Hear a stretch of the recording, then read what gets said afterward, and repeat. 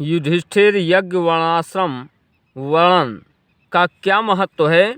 नमस्कार प्यारे मित्रों, माता पिता तुल्य बुजुर्गों, युवा हृदय सम्राट भाइयों एवं बहनों व प्यारे बच्चों, आप सबको आल्हा रामकेश यादव यूट्यूब चैनल में एक बार आपका फिर स्वागत है। दोस्तों, आज का वीडियो महाभारत से लिया गया है, जो बहुत ही ज्ञानवर्धक एवं रोचक है। आज का विषय है युधिष्ठिर यज्ञ वर्णाश्रम वर्णन। आइए जानते हैं इस वीडियो में, परंतु आपसे निवेदन है कि हमारी वीडियो में शुरू से अंत तक बने रहें। और यदि आप हमारे चैनल पर नए मेहमान बनकर आए हैं और हमारे चैनल को सब्सक्राइब नहीं किया हो, तो आपसे निवेदन है कि आप हमारे चैनल को सब्सक्राइब अवश्य कर लेना और घंटी वाला बटन भी दबा देना। आइए दोस्तों, जानते हैं युधिष्ठिर यज्ञ वर्णाश्रम वर्णन। मैं भारत की कुछ कथा कहता हूँ। शौनक जी ने पूछा कि जब युधिष्ठिर ने यज्ञ किया तो उसमें किस प्रकार का आश्चर्य हुआ। जो आश्चर्य हुआ है आप लोगों के समस्त प्रस्तुत कर रहा हूँ। सूत जी बोले कि जिस समय धर्मराज ने यज्ञ संपन्न किया तो बलि को विभाग प्रदान किया गया। श्री कृष्ण ने एक घंटा बांधकर ब्राह्मणों को भोजन के लिए आमंत्रित किया।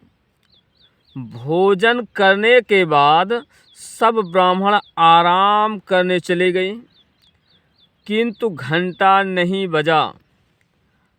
अतः श्री कृष्ण बोले कि राजन, यज्ञ पूरा नहीं हुआ।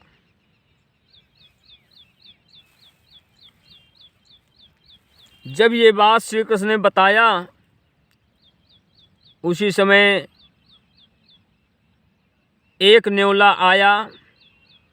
जहाँ ब्राह्मणों ने भोजन किया था, न्योला उसी स्थान पर लौटने लगा, किंतु उसका सब शरीर सोने का नहीं हुआ। तो वह हृदय में दुखित होकर पुकार करने लगा कि राजन, तुम्हारा यज्ञ झूठा है। एक ब्राह्मण ने शतुआ यज्ञ संपन्न किया था, उसके समान मैंने दूसरा यज्ञ नहीं निरखा, नहीं देखा। सबने न्योले को बुलाकर पूछा कि उस ब्राह्मण ने किस प्रकार यज्ञ किया, सो कहो, सो मुझे बताइए। न्योला बोला कि एक ब्राह्मण था जिसका नाम सिलोचना था। पुत्र, पतोह, पत्नी और स्वयं चारों को ईश्वर भक्ति अच्छी लगती थी। अन्न बीनकर पहले वो साधु संतों को खिलाता, इसके बाद आप खाते थे। एक बार अकाल पड़ा, पशु पक्षी स्त्री पुरुष भूखे रहने लगे। ब्राह्मण भी दुखी हुआ। महीने भर में ब्राह्मण ने बीनकर 3 पाँव अन्न एकत्रित करके और सतुआ बनाकर उसके 4 भाग कर डाले। धर्म साधु बनकर ब्राह्मणों के पास गया। ब्राह्मण ने उन्हें आदर सहित बिठलाकर उनके सामने सतुआ रख दिया। धर्मराज प्रेम पूर्वक खाने लगे। चारों भागों को धर्मराज ने खा लिया।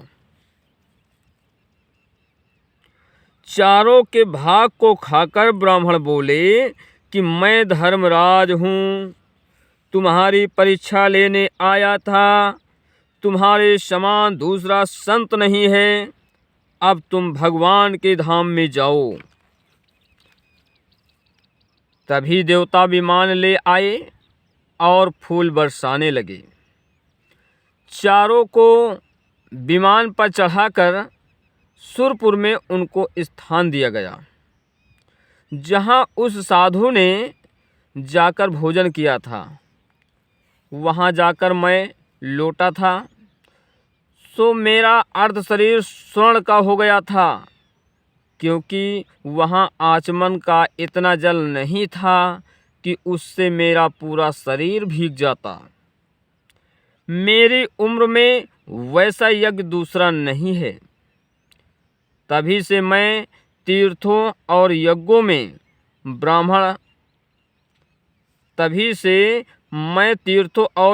में भ्रमण करता हूँ, ताकि पूरा शरीर स्वर्ण का हो जाए, किंतु सब यज्ञ झूठे निकले। राजा शोक करने लगे कि हे श्री कृष्ण, यज्ञ किस प्रकार पूर्ण हो, किस कारण से यह पूर्ण नहीं हुआ।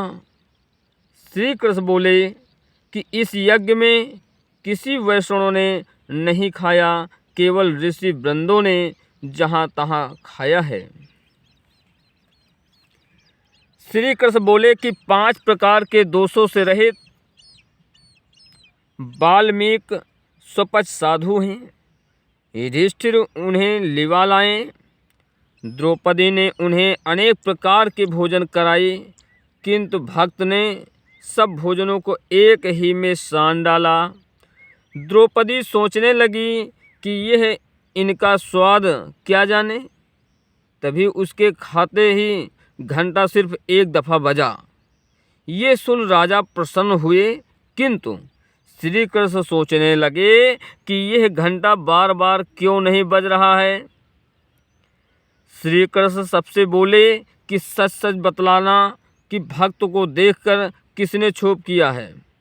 द्रौपदी के स्वीकार करने पर कृष्ण बोले कि मेरे भक्त सब स्थानों में पवित्र हैं। स्वपच से सबने जाकर पूछा कि आपने सब भोजनों को एक ही में क्यों सान लिया। तो वो बोला कि जब मैंने प्रभु का भोग लगाया तो सब एक समान हो गया। सबसे एक ही स्वाद का अनुमान लगाकर मैंने सब भोजनों को एक में ही सान डाला। ये सुनकर सब प्रसन्न हुए। भोजन करके आचमन करने के बाद जब नकुल वहाँ प्रसाद लेने आए तो वो सारे शरीर से स्वर्ण के हो गए। उनका शरीर जो है सोने का हो गया। वास्तव में ही भक्त का स्थान बहुत ऊंचा है। मेरे प्यारे दोस्तों, बहुत से मुनि पंपापुर में निवास करते थे, जो शरीर के पैरों की रज से स्वच्छ होकर ब्राह्मण कहलाए गए। जिस प्रकार की व्यास, कुंभज आदि अनेक मुनि प्रभु का भजन करके महान कहलाए गए। युधिष्ठिर श्री कृष्ण से बोले कि किन किन कारणों से तुम को भक्तों ने अपने वश में कर लिया है। श्री कृष्ण बोले कि मुझको भक्त के समान अपना शरीर प्रिय नहीं है। श्री कृष्ण बोले कि मुझको भक्त के समान अपना शरीर प्रिय नहीं है। यम नेम संयम से स्मरण करके जो व्यक्ति अपने में अभिमान नहीं आने देता, समस्त शील, सत, संतोष, दया, क्षमा को धारण करके छलहीन हो, इंद्रियों को अपने वश में करके जो मुझको मानता है, मेरे साधुओं से प्यार करके जो मेरे गीत गाया करता है, मैं उसके वश में होकर उसी का सेवक हो जाता हूँ।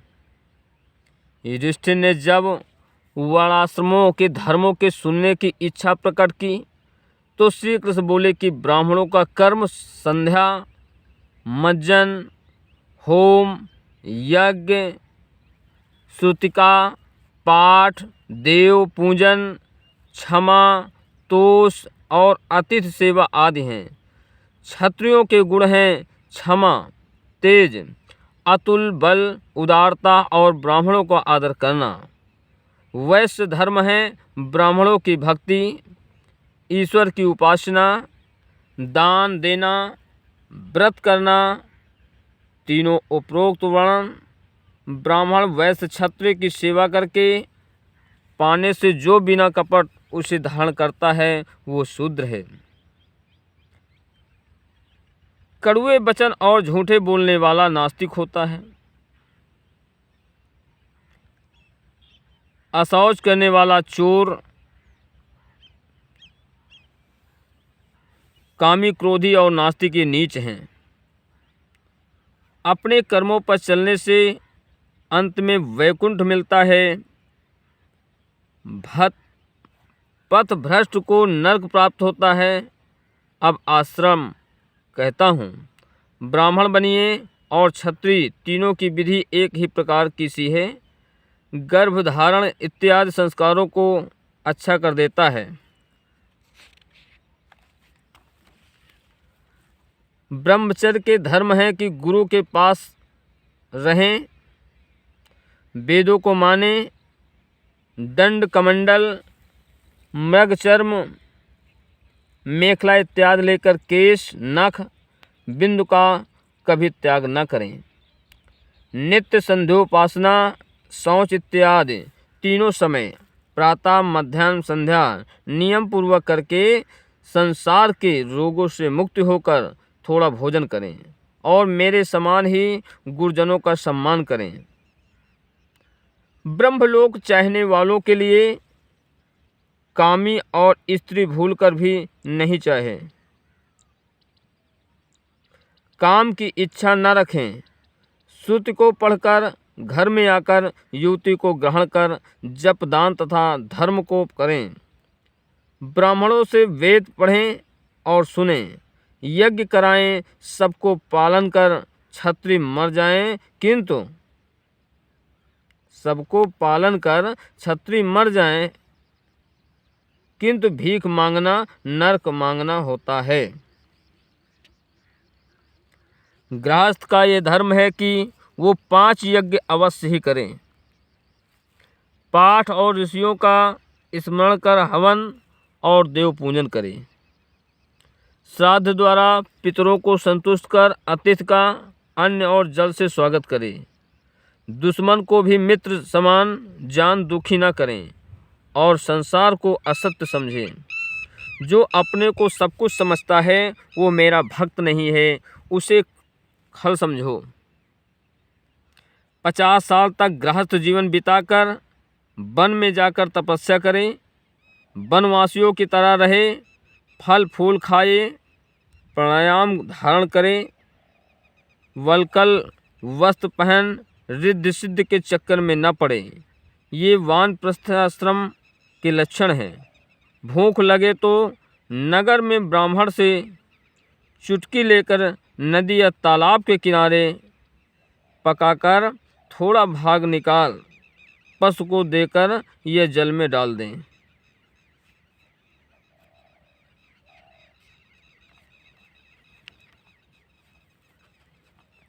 परम पद प्राप्त होता है। संन्यास का पवित्र धर्म करने के बाद इस प्रकार के ब्राह्मणों को देख 3 अंश करने चाहिए। जब तत्वों का ज्ञान हो जाया करता है तब सब प्रकार सम्मान छूट जाया करता है। मेरा ही ध्यान होता है, किसी तरह का डर ना हो, निरंकार में दृढ़ हो जाया करता है।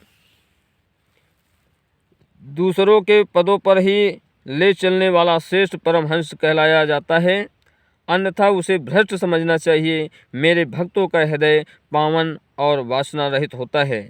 युधिष्ठिर ने श्री कृष्ण से भक्तों के सुभक्तों का वर्णन करवाना चाहा तो श्री कृष्ण बोले कि मेरे भक्त मेरा नाम प्रेम से लेते और मेरी कथा सुनते हैं। जो साष्टांग प्रणाम कर मेरा चरणामृत लेता है, मेरे समान मेरे भक्त को मानता है, वो मेरा भक्त है। मेरे हितार्थ जो कार्य करता है वो मेरा है। जिसके हृदय में मेरी भक्ति नहीं है वे सब जधर्मी हैं। जिसके घर मेरी तनिक भी भक्ति है वही सुकर्मी हैं। जिस समय तक वर्णाश्रम को आदर किया जाता है तब तक वह श्रुति का सेवक कहलाया जाता है, तथा वर्णाश्रम के कहने से उसका श्रुति के ऊपर ही वास हुआ करता है। जिसके करने माई से ही में से मैं खुश हो जाता हूँ, उसी भक्त का मैं इस तरह वर्णन किया है। जिन्होंने जगह के जालों को झूठ करके माना है, उन्होंने ब्रह्मलोक को भी दुख ही जगह माना है। उन्होंने ब्रह्मलोक को भी दुख की जगह माना है तथा जो मेरा स्मरण करते हैं, जिनके हृदय में क्षमता, दृढ़ता नहीं है, समता नहीं है होती है, कुछ प्रवृत्तियों में रमे रहा करते हैं, मेरा भजन सत्य मानते हैं, उन्हीं की भक्ति सुखदायी है, स्वयं तरते हैं और संसार को भी तारते हैं। जो भजन नहीं करते, ऐसे कर्मों को कभी ग्रहण नहीं करना चाहिए। जो व्यक्ति शुभ कर्मों को त्यागता है, वो चंडाल के समान है। जो फल की इच्छा नहीं करते, वही मेरे धाम के अधिकारी हैं। मेरी भक्ति तब प्राप्त होती है जबकि अनेक जीवन में जप, योग, तप, धर्म, ज्ञान रत होकर मनुष्य का हृदय शुद्ध हो जाता है। गुरु में मेरा रूप जान वो मुझको पाता है। व्रत के 10 कर्म होते हैं। ये सुनकर युधिष्ठिर प्रसन्न हुए। मेरे प्यारे दोस्तों, अगर आप लोगों को मेरा ये वीडियो अच्छा लगा हो तो आप लोगों से निवेदन है कि मेरे चैनल को लाइक करें, और जो लोग भी हमारे इस चैनल पर मेहमान बनकर पहली बार देख रहे हैं, उनसे मेरा अनुनय विनय निवेदन है कि आप लोग हमारे चैनल को सब्सक्राइब अवश्य कर लें और घंटी वाला बटन भी दबा दें। अगर हमारी वीडियो अपने मित्रों तक भेजना है तो उसे शेयर करना न भूलें, और किसी प्रकार की कोई त्रुटि समझ में आ रही है तो उसे हमारे कमेंट बॉक्स में अवश्य भेजने का कष्ट करें, क्योंकि आपके द्वारा किया गया सब्सक्राइब, लाइक, कमेंट और शेयर हमारे लिए बहुत मायने रखता है मेरे प्यारे दोस्तों। तो आप लोगों से निवेदन है कि हमारे चैनल को सब्सक्राइब करें, लाइक करें, शेयर करें और कमेंट करें। आपके द्वारा किया गया यह कार्य हमारे लिए सबसे बड़ी पूंजी है। आपका प्रेम है, स्नेह है, दुलार है। मैं इस बात को यहीं पर विराम करते हुए आपको बहुत बहुत धन्यवाद देता हूँ। मेरे प्यारे दोस्तों, बाय बाय, धन्यवाद।